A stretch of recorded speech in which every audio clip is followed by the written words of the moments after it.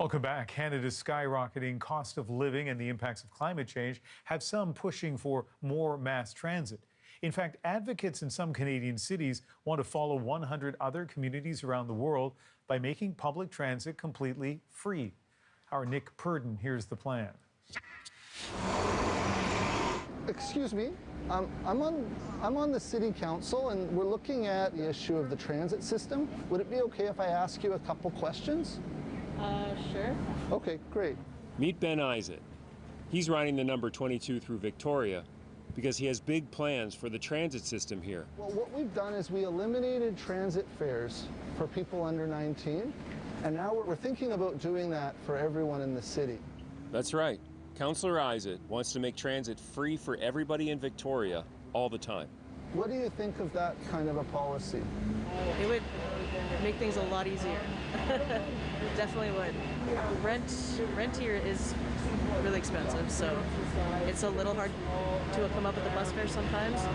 Sometimes I'd have to ask a friend for a ride, or ask a friend if they have an extra toonie or a 50 cents or whatever sometimes, right? More and more people can relate to that. Getting around in Canada isn't cheap. We have some of the highest transit fares in the world. But could the solution really be making it free?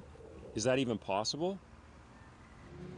Councillor Isaac sure thinks so, and he says it would help people in many ways.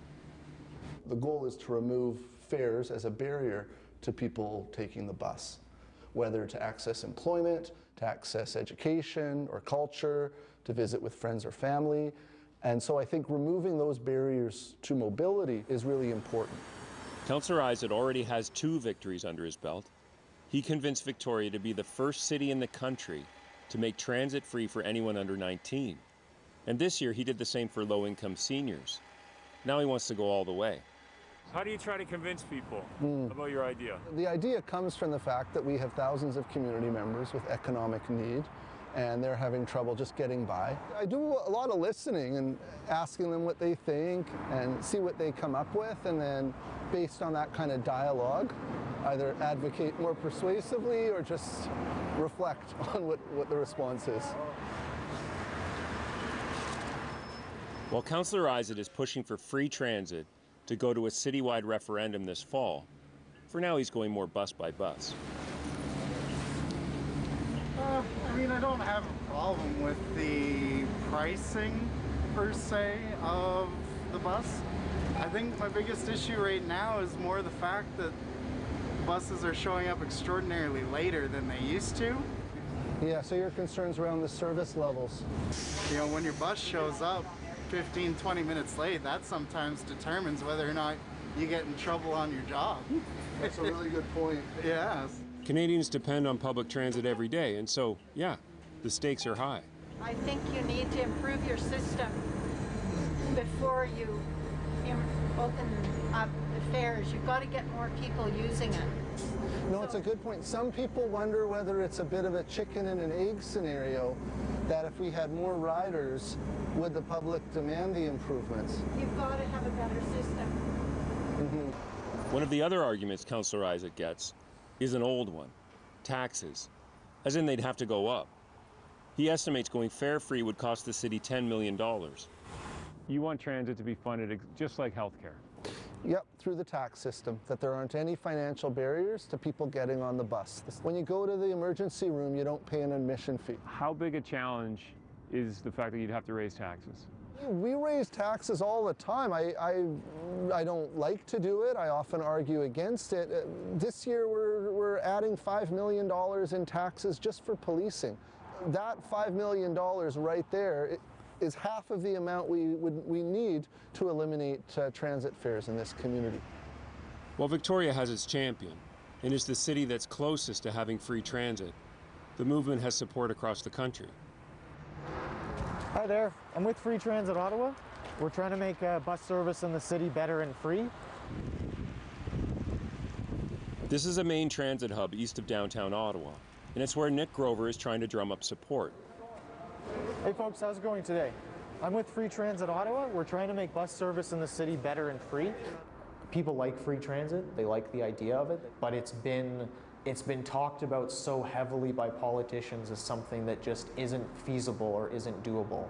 And we're out here to say, well, it actually is. It's much easier than we think. Nick says that taxpayers already pay for about 40% of most transit systems in the country. And the city of Ottawa, he argues, has the money to go fare-free. It's really a question of priorities. Service in the city better and free? The city spends a lot of money on transportation already, but it all goes to cars. It goes to parking, it goes to urban sprawl, it goes to road widening. That is a lot of millions of dollars, tens of millions of dollars that encourage driving, and it could be going to something that helps a lot of people and brings our emissions down and makes life more affordable. Hey folks, how's it going today? Good, good. Any interest you in this? And for Nick, it's because of the environment that he's out here trying to convince people to support his idea. A climate crisis is at our door. We need to be getting people out of cars and onto low-carbon, affordable transport. And making it free and making service reliable is how we do that. There's a link to our petition at the QR code.